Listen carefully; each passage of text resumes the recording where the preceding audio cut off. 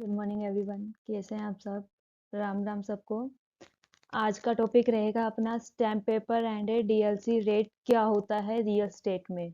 चलिए स्टार्ट करते हैं आज का टॉपिक। स्टैम्प पेपर क्या होता है? गवर्नमेंट कभी भी आपसे कैश नहीं लेती है। गवर्नमेंट आपसे स्टैम्प ड्यूटी से मनी कलेक्ट करती है, जैसे कि प्लॉट, फ्लैट, जो भी टैक्स होते हैं वो कहलाते हैं स्टैम्प पेपर्स। जो भी प्रॉपर्टी की रजिस्ट्री करवानी है, रजिस्ट्री की फीस पे करनी है, तो स्टैम्प पेपर के द्वारा ही पे की जाती है। ये होता है stamp paper. Stamp paper type के होते हैं। एक तो होता है जूशियल एंड नॉन जूशियल। आएगा जो आपके कोर्ट केस होते हैं, कोर्ट केस की फाइल लगती है, वो होता है जूशियल इनका प्रयोग एक तो कोर्ट के अंदर होता है, और एक जो कानूनी लीगल कार्य होते हैं उनके लिए होता है, वो होता है जूशियल और नॉन जूशियल होता है। इसमें होता है power of attorney, sale deed, rent agreement, जो भी अपन शब्द रहते हैं गवर्नमेंट के द्वारा, वो होती है अचल संपत्ति, भवन, भूमि, अन्य महत्वपूर्ण समझौते होते हैं वो नॉन जूशियल। जो इसमें स्टेट लीगल बनाकर डिफरेंट फीस तय करती है। जो भी और गवर्नमेंट के रूल्स होते हैं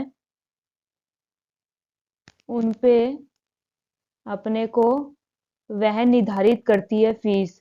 हर स्टेट के अंदर अलग अलग स्टैंप ड्यूटी होती है जो स्टेट गवर्नमेंट बनाती है। चलिए आगे स्टार्ट करते हैं। ये जो आप देख रहे हैं वो है नॉन जूशियल। अपना ऐसा बनता है। इसमें अलग अलग फीस होती है, जैसे 500, 1000, 20, 10, ऐसे मैंने आपको एग्जांपल दिखा दिया गया है। ऐसा होता है स्टैम्प पेपर वैलिड। जो स्टैम्प पेपर वैलिड होता है वो जैसे राज्य है, अलग अलग राज्य है, वो रूल्स एंड रेगुलेशन पर डिपेंड करता है कि कितने साल तक वो वैलिड रहेगा, कितने साल तक वो और वैलिड नहीं रहेगा। जैसे कि राजस्थान में है, जो स्टैम्प पेपर होता है वो वैलिड 6 मंथ और फिर 6 मंथ भी हो सकता है और 2 साल तक भी होता है। इसमें जो स्टैम्प पेपर वैलिड हर जगह में अलग अलग होता है, उनके रूल्स के ऊपर डिपेंड करता है। गवर्नमेंट के जो रूल्स होते हैं उन पे डिपेंड करता है। चलिए आगे चलते हैं। अब आता है डीएलसी रेट। डीएलसी रेट में जो स्टैम्प ड्यूटी जो चार्ज होता है, स्टैम्प ड्यूटी का चार्ज होता है, वो गवर्नमेंट फिक्स करती है। कि जैसे मान लो कि अपना फ्लैट है, ठीक है, फर्स्ट फ्लोर में अलग डीएलसी रेट होगी, सेकंड फ्लोर में अलग डीएलसी होगी, थर्ड फ्लोर में अलग डीएलसी होगी। स्टैम्प ड्यूटी का मतलब होता है जो टैक्स गवर्नमेंट टैक्स के रूप पर निर्धारित करती है ये, ठीक है। वो आपको चेक द्वारा ही देना होता है, अपन कैश नहीं ले सकते हैं। यहाँ क्या होती है, मिनिमम रेट होती है जिसमें रजिस्ट्री होती है। अगर मार्केट वैल्यू डीएलसी वैल्यू से ज्यादा हुई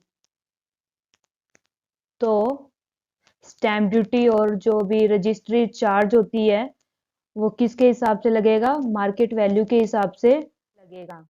अगर मार्केट वैल्यू कम हुई डीएलसी से तो क्या होगा? जो भी स्टैम्प ड्यूटी और रजिस्ट्री चार्जेज होंगे वो डीएलसी वैल्यू के हिसाब से होंगे। चलिए आज के लिए इतना ही। Thank you so much.